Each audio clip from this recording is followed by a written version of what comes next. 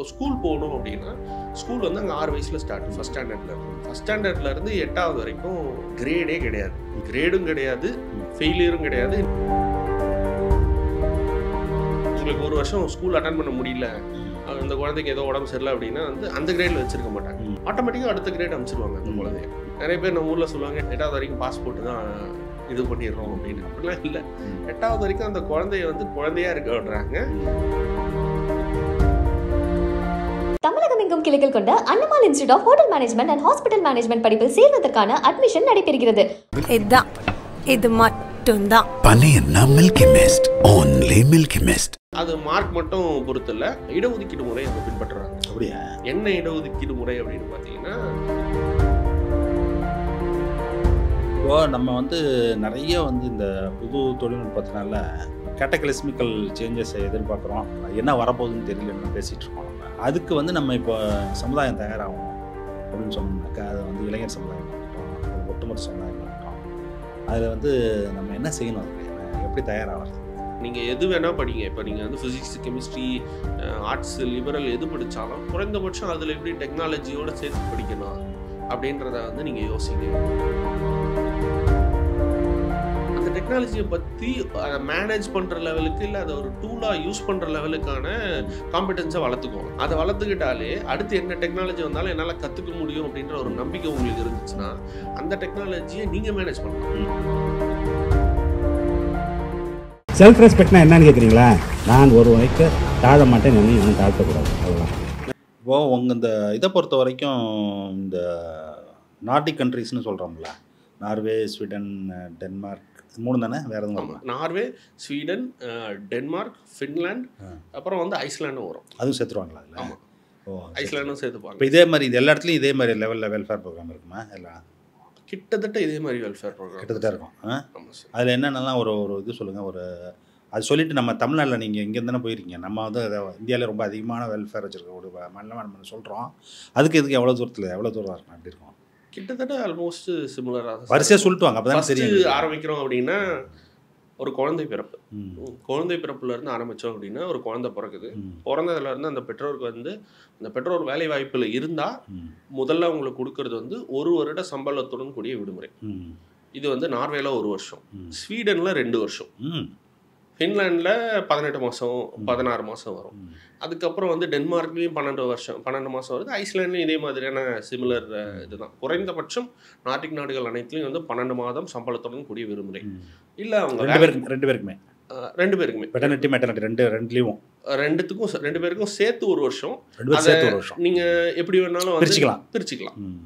இப்போ ஒரு பேரண்ட் தான் முழுக்க 1 வருஷம் எடுக்க போகிறார் அப்படின்னா குழந்தை பிறப்பு வந்ததுலேருந்து குறைந்தபட்சம் வந்து 28 நாட்களுக்கு வந்து இன்னொருத்தருக்கு விடுமுறை கொடுத்துருவாங்க. சரி, 1 மாதத்துக்கு இன்னொருத்தருக்கு விடுமுறை பார்த்துக்கிறதுக்கு. இது முதல் ஒன்று. ஒருவேளை நீங்கள் வேலை செய்யலை, மனைவி வேலை செய்யலை அப்படின்னா உங்களுக்கு ஒரு லம்சமாக தமிழ்நாட்டு அளவில் வந்து ஒரு 10 லட்ச ரூபா உங்களுக்கு கிடைக்கும். அந்த குழந்தை வளர்ப்பு அண்டு இது எல்லாத்துக்கும். அங்கேருந்து ஒவ்வொரு மாதமும் அந்த குழந்தை 18 வயது ஆகிற வரைக்கும் பெற்றோருக்கு குழந்தைக்கான சப்ளிமெண்ட் மணி நம்ம ஊர் அளவில் 16,000 ரூபா தொடர்ச்சியாக உங்கள் பேங்க் அக்கௌண்ட்டுக்கு வந்துக்கிட்டே இருக்கும். அது நீங்கள் வெளிநாட்டு குழந்தையாக இருந்தாலும் சிட்டிசன்ஷிப் இர்ரெஸ்பெக்டிவ் ஆஃப் சிட்டிசன்ஷிப் நீங்கள் அங்கே வந்துட்டீங்க, ரெஜிஸ்டர் பண்ணிட்டீங்க, இமிக்ரேஷனில் கூட வந்துட்டீங்க அப்படின்னா உடனே நீங்கள் குழந்தை பெற்றுக்கிறீங்க அப்படின்னா உங்களுக்கு அந்த தேதியிலேருந்து அந்த குழந்தை அந்த நாட்டில் இருக்கிற வரைக்கும் உங்களுக்கு மாதம் பணம் வந்துக்கிட்டே இருக்கும். 1. 2வது 1 வயசுலேருந்து 5 வயசு வரைக்கும் அங்கே கிண்டர் கார்டன், நம்ம ஊரில் வந்து பால்வாடி அப்படின்னு சொல்லுவாங்க, அதே தான் அங்கே. ஆனால் அங்கே என்ன வித்தியாசம் அப்படின்னா அந்த குழந்தைங்களுக்கு வந்து அந்த பால்வாடியில் வந்து காலை உணவு, மதிய உணவு, சில இடங்களில் வந்து மதிய உணவு கொடுத்துருவாங்க, சில இடங்களில் காலை உணவு மட்டும் நீங்கள் கூட்டுவாங்க அப்படின்னு சொல்லக்கூடிய இடமும் இருக்குது. காலை உணவு, மதிய உணவு கொடுத்து குழந்தைகளை நல்லா விளையாட வச்சு குழந்தைகள் எப்படி மற்ற குழந்தைங்களோட பழக விடுறது, சோஷியலைசேஷன் தான். அவங்க என் பொண்ணு இப்போ ஸ்கூல் போகிறா, 6 இப்போ தான் 3 வருஷம் கிண்டர் கார்டனில் இருந்து போகும்போது அவங்க 3 விஷயம் தான் ஸ்கூல்லேருந்து எதிர்பார்த்தாங்க. குழந்தை அவளே ட்ரெஸ் பண்ணி அவளே எல்லாத்தையும் போட்டுவாளா, ட்ரெஸ் எல்லாத்தையும் அவளே போட்டு அவளே ஸ்கூலில் தானுக்கு போகிறதுக்கு ரெடி ஆகிடணும், அவளே ஸ்கூல் போகிறதுக்கு ரெடி ஆவாளா. ஓகே. 2வது மற்ற குழந்தைங்களோட சேர்ந்து விளையாடி சாப்பிட அவளுக்கு தெரியுமா. மூன்றாவது பென்சில் எப்படி பிடிக்கணும்னு தெரியுமா? இந்த 3 தான் அவங்க கேட்டாங்க. அவங்க எழுதுறாங்க, எழுதலை, 1 2 எழுதுறாங்க, ஏபிசிடி எழுதுறாங்க, அதெல்லாம் நாங்கள் கற்றுத்தரோம், நீங்கள் குழந்தைக்கு மட்டும் அனுப்புங்க. ஒன்று. இந்த கிண்டர் கார்டனில் ஒரு ஃபீஸ் இருக்குது.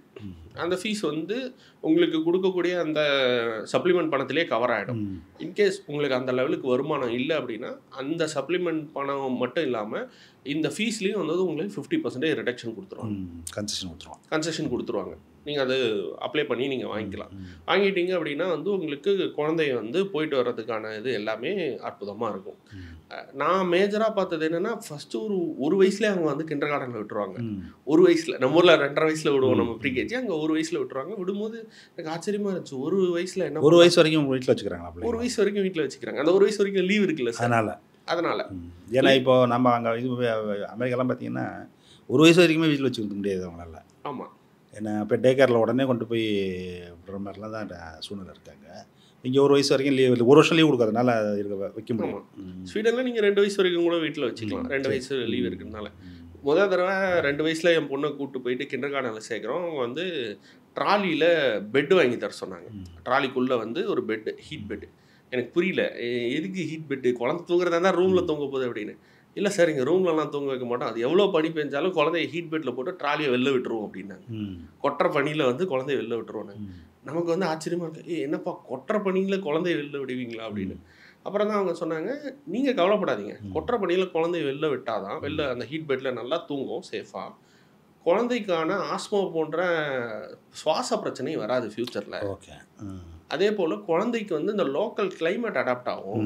இந்த 2த்துக்காக தான் நாங்கள் வந்து குழந்தைய வந்து ட்ராலியில் படுக்க வச்சு வெளியே விட்டுருவோம் அப்படின்னு சொன்னாங்க. அது எனக்கு வந்து ஆச்சரியமாக இருந்துச்சு. நம்ம ஊரில் ஒரு ரூமில் போட்டு குழந்தைய தூங்க வைப்போம் பால்வாடியில், அவங்க வந்து வெளியே விடுறேன்றாங்க. அது ரொம்ப டிஃப்ரெண்ட்டாக இருந்துச்சு. அதுக்கப்புறம் தொடர்ச்சியாக அவங்க வந்து ஒவ்வொரு 3 மாதமும் அந்த குழந்தையோட வளர்ப்பில் வந்து என்னென்ன வித்தியாசங்கள் ஏற்படுது, குழந்தை சரியாக எல்லாரு கூடயும் பழகுதா இல்லையான்றதை என்ஷூர் பண்ணுறாங்க. இதில் ரொம்ப நோட் பண்ண வேண்டிய ஒரு விஷயம் என்னென்னா சார், நீங்கள் எவ்வளோ பெரிய பணக்காரனாக இருந்தாலும், இல்லை எவ்வளவு குழந்தைக்கு வந்து ப்ராப்ளம், ஜெனட்டிக்கல் ப்ராப்ளம், இல்லை வந்து என்ன இஷ்யூஸ் இருந்தாலும் அந்த குழந்தை கிண்டர் கார்டனுக்கு வரணுன்றது ரூல். அந்த குழந்தை அது எவ்வளோ பெரிய பணக்காரர், அம்பானியோட குழந்தையாக இருந்தால் கூட நீ அந்த கிண்டர் கார்டனில் வரணும். அந்த குழந்தைக்குன்னு ஒரு தனி ஆசிரியரை போட்டு அவங்க மெயின்டைன் பண்ணுவாங்க. அது எனக்கு ரொம்ப வியப்பாக இருந்துச்சு. 2வது, இப்போ ஸ்கூல் போகணும் அப்படின்னா ஸ்கூல் வந்து அங்கே 6 வயசில் ஸ்டார்ட், ஃபஸ்ட் ஸ்டாண்டர்ட்லேருந்து. ஃபஸ்ட் ஸ்டாண்டர்ட்லேருந்து 8வது வரைக்கும் கிரேடே கிடையாது, கிரேடும் கிடையாது, ஃபெயிலியரும் கிடையாது. இன்னொன்று, இப்போது உங்களுக்கு 1 வருஷம் ஸ்கூல் அட்டன் பண்ண முடியல, அந்த குழந்தைக்கு ஏதோ உடம்பு சரியில்லை அப்படின்னா வந்து அந்த கிரேடில் வச்சுருக்க மாட்டாங்க, ஆட்டோமேட்டிக்காக அடுத்த கிரேட் அனுப்பிச்சிருவாங்க. அந்த குழந்தைய எழுத தெரியுது தெரியல அப்படின்னாலும் அடுத்த கிரேடுக்கு அந்த குழந்தைய வந்து கண்டினியூஸாக புஷ் பண்ணிகிட்டே இருப்பாங்க. 8வது வரைக்கும் இது நடக்குது. நிறைய பேர் நம்ம ஊரில் சொல்லுவாங்க, 8வது வரைக்கும் பாஸ்போர்ட்டு தான் இது பண்ணிடுறோம் அப்படின்னு. அப்படிலாம் இல்லை. 8வது வரைக்கும் அந்த குழந்தைய வந்து குழந்தையாக இருக்க விடுறாங்க. அவங்க எக்ஸ்பெக்ட் பண்ணுறது குறைந்தபட்ச கூட்டல் கழித்தல், குறைந்தபட்ச பெயர் சொல்லுதல், குறைந்தபட்ச அந்த மதர் டங்கை வந்து படிக்கிறதுக்கான திறன், இதை பார்க்குறாங்க. இந்த முடிச்சுட்டு தான் அவங்க 9th 10th தான் கிரேடுன்ற ஒரு கான்செப்டே கொண்டு வராங்க. 18 வயசு வரைக்கும் இங்கே வந்து +2 கான்செப்ட் இருக்குது, இங்கே +3 கான்செப்ட் இருக்குது. 10th முடிச்ச உடனே நீங்கள் +1 +2 +3ன்னு ஒரு டிப்ளமோ மாதிரி ஒரு கோர்ஸ்குள்ளே போவீங்க. அதில் உங்களுக்கு ஜென்ரல் காம்பிடன்சிலேருந்து எல்லா டிஃப்ரெண்ட் ஆப்ஷன்ஸ் இருக்கும். அதை நீங்கள் சூஸ் பண்ணி படிக்கலாம். நீங்கள் அதை முடிச்சுட்டு வெளியே வந்ததுலேருந்து கல்லூரி போகிறீங்கன்னா கல்லூரியும் இலவசம் தான். இந்த பள்ளிக்கல்வி முழுக்க இலவசம். 1வதுலேருந்து நீங்கள் 13வது வரைக்கும் நீங்கள் எது படித்தாலும் இலவசம். அந்த கல்லூரி கல்விக்கு நீங்கள் போகும்போது என்ன பண்ணுறாங்க அப்படின்னா, நார்வே கவர்மெண்ட் வந்து ஸ்காலர்ஷிப் தராங்க. உங்களுக்கான கல்வி கட்டணம் கிடையாது. இங்கே ஒரு விஷயம் கேட்கணும் சேஷு. இப்போது அது சிங்கப்பூராக இருக்கட்டும், ஜப்பானாக இருக்கட்டும், கொரியாவாக இருக்கட்டும், சைனாவாக இருக்கட்டும், இதெல்லாம் எப்படின்னு கேட்டிங்கனாக்கா, அந்த ஸ்கூல்லேருந்து அந்த இது இருக்குது பாருங்கள், அந்த ஸ்கூல் ஃபைனல் இருக்குல்ல, அதுக்கு ரேஸில் ஓடுற மாதிரி இப்போ பிள்ளைங்களை தயார்படுத்துகிறாங்க இல்லையா? எப்படின்னா ஸ்கூல் வந்து செகண்டரி தான். அந்த நேஷ்னல் லெவல்லையோ அல்லது ஸ்டேட் லெவல்லையோ ஏதோ ஒரு எக்ஸாம் ஒன்று வைக்கிறானுங்க. அதில் போய் நீ ஸ்கோர் பண்ணுறது தான் வந்து அல்டிமேட் எய்ம்ங்கிறது. எல்லா பேரண்ட்ஸும் அப்படி தான் தயாராகிறாங்க. அதுக்கு கூட இன்ஸ்டியூஷன்ஸ் அமைப்பும் அப்படி தான் இருக்குது, பிள்ளைங்களும் அப்படி தான் இருக்குது. அதில் வந்து ரொம்ப ஸ்டிஞ்சண்ட்டாக இருக்குது. எப்படின்னா இப்போது எல்லாரும் எல்லாத்தையும் படிச்சிட முடியாது இல்லையா? டாப் ஸ்கோரர்ஸ் தான் இந்த இடத்துக்கெல்லாம் போகலாம், அது கீழே இருக்கவங்களாம் இங்கே தான் போகலாம், அது கீழே இருக்கவங்களாம் இங்கே தான் போகலாங்கிற மாதிரி பிரித்து விட்டுறானுங்க. இப்போ நம்ம தமிழ்நாட்டிலலாம் அது மாதிரி நம்ம பண்ணுறதில்ல இல்லையா? என்னென்னா நீ எது வேணாலும் பண்ணின்னு விட்டுறோம்ல. அங்கே அது மாதிரி அங்கே ஈஸ்ட்டில் போகும்போது எல்லா இடமும் நான் தான் பார்த்தேன். இப்போ இது மாதிரி இங்கே நார்டிக் கண்ட்ரீஸ்லையும் அப்படி தானே? இல்லை சார், எந்த ஒரு என்ட்ரன்ஸ் எக்ஸாமும் எதுவுமே கிடையாது. அதெல்லாம் ஒன்றும் கிடையாது. எதுவுமே கிடையாது. நீங்கள் உங்களுடைய மார்க்கு நீங்கள் 10th முடித்த உடனே நீங்கள் என்னவாக போகிறீங்கன்றதை உங்களுடைய விருப்பத்துக்கு விட்டுறாங்க. இப்போ எனக்கு வந்து நிறைய ஆந்த்ரோபாலஜி படிக்கணும், ஆர்ட்ஸ் படிக்கணும் அப்படின்னா அதுக்கான தனி பிரிவு நீங்கள் எடுத்து படிக்கலாம். அதே மாதிரி நான் வந்து மியூசியம் ரிலேட்டட் படிக்கணும், எனக்கு வந்து சயின்ஸ் படிக்கணும், ஜென்ரல் காம்படென்ஸ்னால் அவங்க என்ன சொல்கிறாங்கன்னா மேக்ஸ், ஃபிசிக்ஸ், கெமிஸ்ட்ரி, இதுதான் ஜென்ரல் காம்படென்ஸ் அவங்க பொறுத்த வரைக்கும். அதில் உனக்கு என்ன பிடிச்சிருக்கோ அதை நீ படி. எல்லா பல்கலைக்கழகத்துக்கும் நம்ம 2018க்கு முன்னாடி சிங்கிள் விண்டோ கவுன்சிலிங் வச்சுருப்போம்ல சார், அதே மாதிரி ஒரு சிஸ்டம் தான். நீங்கள் அப்ளை பண்ணுவீங்க, அப்ளை பண்ணுறதை பொறுத்து உங்களுக்கு எங்கே சீட் இருக்கோ அது பிரகாரம் உங்களுக்கு சீட்டு கிடைக்கும். அது மார்க் மட்டும் பொறுத்து இல்லை, இடஒதுக்கீடு முறை அங்கே பின்பற்றுறாங்க. அப்படியா? என்ன இடஒதுக்கீடு முறை அப்படின்னு பார்த்தீங்கன்னா, நார்தர்ன் நார்வேல வசிக்கக்கூடிய மாணவர்களுக்கு வந்து 10 வருஷமாக நீங்கள் நார்தர்ன் நார்வேல இருக்கீங்க அப்படின்னா அங்கே மக்கள் தொகை குறைவு. நார்தர்ன் நார்வேலேருந்து நீங்கள் வந்தீங்கன்னா எல்லா கல்லூரியிலையும் உங்களுக்கு வந்து 15% இடஒதுக்கீடு இருக்குது. ஏன்னா நார்தர்ன் நார்வேலேருந்து நீங்கள் அடுத்தடுத்து ஓஸ்லோ நோக்கி வருவீங்க. எல்லா இடத்துலையும் அங்கேருந்து படிக்கிறவங்க வந்து ஒரு சேலஞ்சாக இருக்கக்கூடாதுன்றதுக்காக அவங்கள என்கரேஜ் பண்ணுறதுக்காக அவங்கள பின்னாடி இருந்தாங்களா? ஆமாம் சார், அங்கே மக்கள் தொகையும் குறைவு.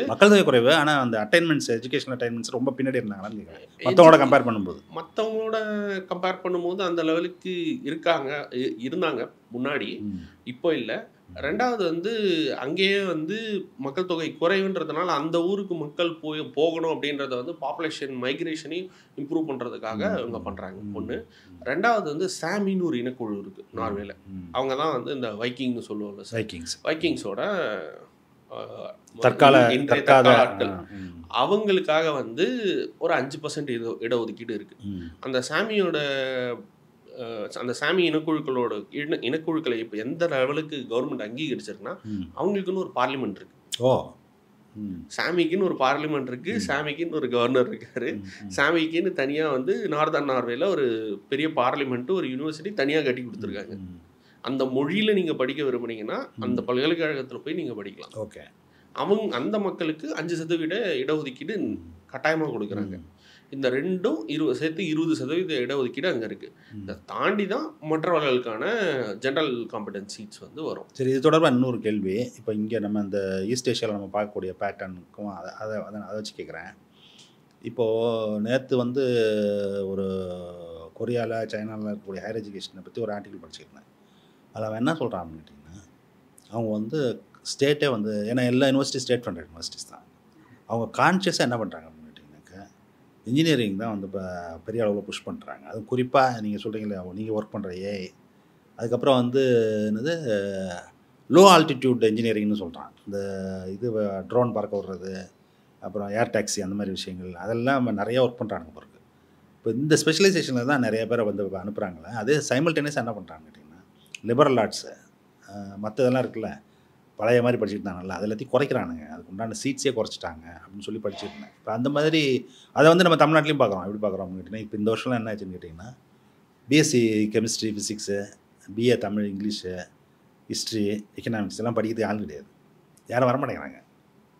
என்ன காலேஜ், கவர்மெண்ட்டில் எவ்வளோ காலேஜ் வச்சுருக்கோம்ல, டிபார்ட்மெண்ட்லாம் இருக்குது, வாத்தியாரெலாம் போட்டு வச்சுருக்கோம். ஏன்னா ஸ்டூடெண்ட் இல்லாமல் யூனிவர்சிட்டியே அப்படி ஆகிட்டு இருக்கு. ஒரு ஸ்டூடெண்ட் கூட இல்லாத டிபார்ட்மெண்ட்லாம் ஆகிடுச்சு. அதே சமயத்தில் இதுக்கு வந்து எல்லாம் மோதுது கூட்டம். எதுக்கு? இன்ஜினியரிங் மட்டும் இல்லை, ஆர்டிஃபிஷியல் ஏஐ அது கற்றுக் கொடுக்குறது வாத்தியார் இருக்கானா, வாத்தியார் இல்லைன்னு நமக்கு தெரியாது. ஆனால் டிமாண்ட் அது மாதிரி இருக்குது. இப்போ அந்த பேட்டர்ன் தான் அங்கேயும் பார்க்குறோம் நம்ம, எங்கள் ஈஸ்ட் ஏஷியாலையும். அந்த மாதிரி அங்கேயும் இருக்கான்னு கேட்குறேன். எனக்கு அது பெரிய ஆச்சரியமாக இருக்குது சார். சொன்னால் நம்ப மாட்டீங்க, கம்ப்யூட்டர் சயின்ஸு வருஷம் நார்வேல குறையுது அட்மிஷன். வரமாட்டேங்கிறாங்களே, வரமாட்டேங்குது, குறையுது. இன்னொன்று வந்து அவங்க என்ன பண்ணுறாங்க அப்படின்னா, நம்ம கம்ப்யூட்டர் சயின்ஸ் படித்தா தான் கம்ப்யூட்டர் சயின்ஸ் பற்றி தெரியணும்னு நம்ம நினைக்கிறோம். அவங்க வந்து டீச்சர் எஜுகேஷனுக்கு, எஜுகேஷனல் பெடகாஜிக்கு வந்து இம்பார்ட்டன்ஸ் கொடுக்குறாங்க. இப்போ பெடகாஜி கோர்சஸில் வந்து அவங்க என்ன எக்ஸ்பெக்ட் பண்ணுறாங்கன்னா, கிண்டர் கார்டனில் வந்து குறைந்தபட்சம் வந்து 2 பெடகாஜி படித்த டீச்சர்ஸ் இருக்கணும். அந்த டீச்சர்ஸ் வந்து கிண்டர் கார்டன் ஸ்டூடெண்ட்ஸை பார்த்துக்கணும். 1லேருந்து 5ஆம் வகுப்பு வரை அதுக்கான டீச்சர்ஸ் தேவை. ஸோ அதனால் அவங்க எதிர்நோக்கி என்ன பண்ணுறாங்கன்னா, டீச்சர் எஜுகேஷனுக்கு இம்பார்ட்டன்ஸ் கொடுக்குறாங்க. டீச்சர் எஜுகேஷனுக்கு நிறைய ஸ்டூடெண்ட்ஸ் வந்து படிப்பாங்க. இன்னொன்று, நீங்கள் டீச்சர் எஜுகேஷன் முடிச்சுட்டு நீங்கள் வாங்கக்கூடிய கல்விக்கடன் நீங்கள் வாங்குறீங்க அப்படின்னா, அந்த கல்விக்கடனை வந்து நீங்கள் ஒரு ரூரல் ஸ்கூலில் போய் வேலை பார்க்குறீங்கன்னா அதை மொத்தமாக வந்து சப்சிடி ஆக்கிடுறாங்க. இல்லை, நீங்கள் முன்னாடி ஃப்ரீன்னு சொன்னீங்களே college education, college education free sir. உங்கள் செலவுக்கு கவர்மெண்ட் வந்து லோன் கொடுக்குறாங்க. ஓகே. உங்களுடைய தனிப்பட்ட செலவு ஓகே. உங்களுடைய தனிப்பட்ட செலவு ஆகும் இல்லையா சார்? அதுக்காக வருடத்திற்கு மாதத்துக்கு 1000 1500 உங்கள் தனிப்பட்ட செலவுக்கு கவர்மெண்ட் கொடுக்குது. அதில் வந்து நீங்கள் வீட்டை விட்டு தள்ளி போய் படிக்கிறீங்க அப்படின்னா அதில் 40% வந்து ஸ்காலர்ஷிப்பாக தராங்க. இப்போ படித்து முடிச்சுட்டு அதை அதை திரும்ப கட்டணும். திரும்ப கட்டுறதுல நீங்கள் டீச்சர் எஜுகேஷன் மாதிரி படிச்சுட்டு நீங்கள் ரூரலில் போய் வேலை பார்த்தீங்கன்னா அதை மொத்தமாக வந்து சப்சிடைஸ் பண்ணி கொடுக்குறாங்க. ஓகே. உங்களுக்கு அந்த லோனையே வந்து ஃபுல் அண்ட் ஃபுல் வந்து சப்சிடைஸ் பண்ணி மொத்தமாக கொடுக்குறாங்க. அவங்களுக்கு தேவை நாடு முழுக்க எல்லா கல்வி நிலையங்கள்லையும் வந்து டீச்சர்ஸ் இருக்கணும். அதுக்கு வந்து டீச்சர் எஜுகேஷனை முதல்ல இன்க்ரீஸ் பண்ணுறாங்க. ரெண்டாவது சயின்ஸ் படிக்கிறீங்க அப்படின்னாலும் சயின்ஸ், ஃபிசிக்ஸ், கெமிஸ்ட்ரி, மேத்தமெட்டிக்ஸ் எது படித்தாலும் அதில் வந்து பேசிக்கலாக வந்து இந்த ஏஐ பேஸ்டு சப்ஜெக்ட்ஸ் வந்து ஒன்று இருக்கும். மினிமம் வந்து data analysis using R Python அப்படின்றத வந்து கோடிங் எல்லாத்தையும் வந்து ஒரு மேண்டட்ரி பேப்பராக வைக்கிறாங்க. நீங்கள் எது வேணால் படி, இப்போ லேட்டஸ்ட் ட்ரெண்டுக்கு ஏற்ற மாதிரி படி. லேட்டஸ்ட் ட்ரெண்டு ஒரு சப்ஜெக்ட் உள்ள கண்டிப்பாக இருக்கும். நீங்கள் இங்கே இப்போ அண்ணா யூனிவர்சிட்டியில் படிச்சிங்க, அதுக்கப்புறம் மாஸ்டர்ஸ் இங்கே பண்ணீங்கல்ல, அதுக்கும் இப்போ அங்கே போய் பார்க்குறீங்க, அந்த யூனிவர்சிட்டியில் அடுத்த லெவலுக்கு போயிருக்கீங்க இல்லையா? ரிசர்ச் ஸ்டூடெண்ட்டாக போகிறீங்க. ஆனால் கிளாஸ் நடக்கிறதையும் பார்ப்பீங்க, நீங்களும் கிளாஸ் எடுப்பீங்களா இருக்கும். இப்போ நீங்கள் இங்கே படிச்சிருக்கிறத படித்ததுக்கும் படித்த பேட்டர்ன் இருக்குல்ல, படித்ததுன்னா சப்ஜெக்டை சொல்ல, என்ன மெத்தடில் படிக்கிறீங்க, பெடகாஜி சொல்கிறீங்கல்ல, அதுக்கும் நீங்கள் என்ன டிஃப்ரென்ஸை பார்க்குறீங்க? நம்ம ஊரில் வந்து தியரி தனியாக இருக்கும், ப்ராக்டிக்கல் தனியாக இருக்கும். அங்கே வந்து ஒரு சப்ஜெக்ட் எடுத்தோம்னா அந்த சப்ஜெக்ட்லேயே தியரியும் இருக்கும், ப்ராக்டிக்கலும் இருக்கும். அந்த ப்ராக்டிக்கலில் வந்து லேப் தனியாக லேபுன்னு தனியாக ஒரு சப்ஜெக்ட் இருக்காது. அந்த தியரிக்கான லேப் செஷனும் வந்து அது கூடவே நடக்கும். ஒன்று. ரெண்டாவது வந்து அந்த அசைன்மெண்ட்ஸ் எல்லாமே வந்து ப்ராக்டிக்கல் அசைன்மெண்ட்ஸாக இருக்கும். அந்த அசைன்மெண்ட்டையும் நீங்கள் சேர்த்து சப்மிட் பண்ணிவிட்டு அதுக்கப்புறம் தான் நீங்கள் எக்ஸாமுக்கு வந்து எலிஜிபிலிட்டி ஆவீங்க. இதை வந்து மேண்டட்ரியாக எடுத்துகிட்டு வராங்க. நம்ம ஊரில் வந்து 3-4 கிரெடிட்ஸ் இருக்குது. அங்கே வந்து ஒட்டுமொத்தமாக நார்வேல வந்து ஒரு செமஸ்டருக்கு நீங்கள் 30 கிரெடிட்ஸ் தான் வந்து நீங்கள் எடுக்க முடியும். அது எந்த கல்வி இதுவாக இருந்தாலும், யூஜியாக இருந்தாலும், பிஜியாக இருந்தாலும், பிஹெச்டியாக இருந்தாலும், ஒரு செமஸ்டருக்கு நீங்கள் வந்து 30 கிரெடிட்ஸ், வருஷத்துக்கு 60 கிரெடிட்ஸ், அதுதான் லிமிட், அப்பர் லிமிட்.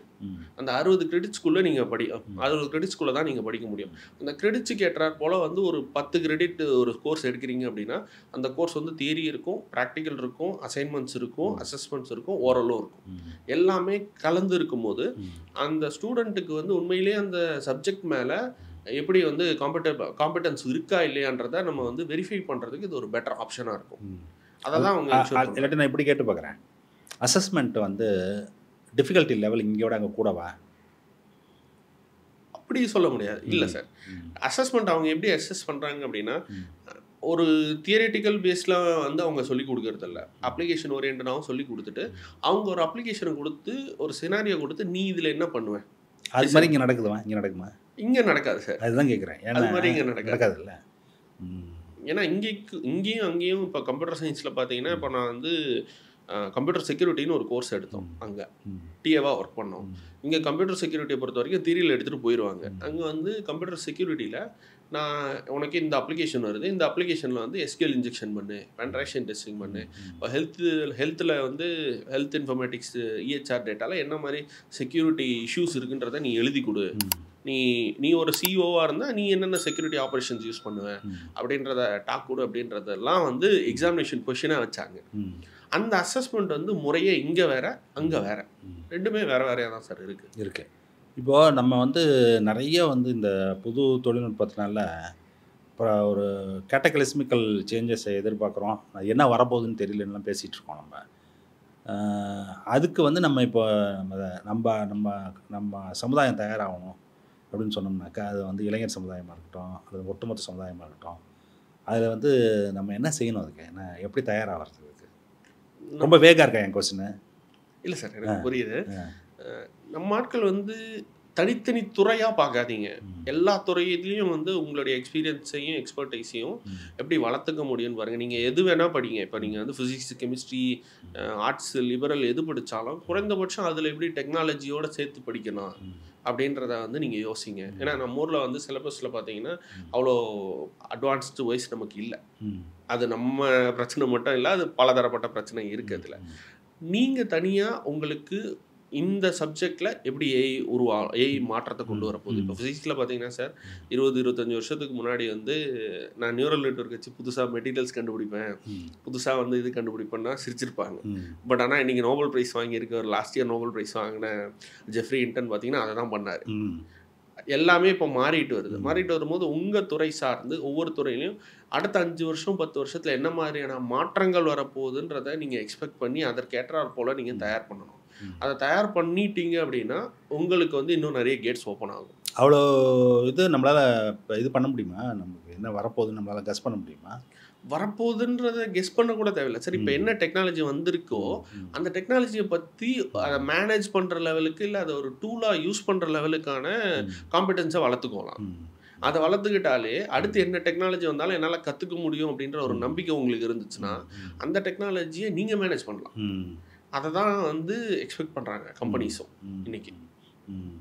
இப்போ இது வந்து இப்போது ஏஐ வர்ற மாதிரியே இப்போ அடுத்தது இன்னொன்று என்ன சொல்கிறாங்கன்னு கேட்டிங்கனாக்கா அதுக்கு உண்டான ஒரு இதுவாக வந்து இப்போ குவாண்டம் கம்ப்யூட்டிங் வந்து பெரிய அளவில் வரப்போகுது அப்படின்னு சொல்கிறாங்க. இப்போ அதுக்கெல்லாம் உங்கள் யூனிவர்சிட்டிலாம் அதெல்லாம் ஒர்க் பண்ணுறீங்களா? ஆமாம் சார். குவாண்டம் கம்ப்யூட்டிங்கில் வந்து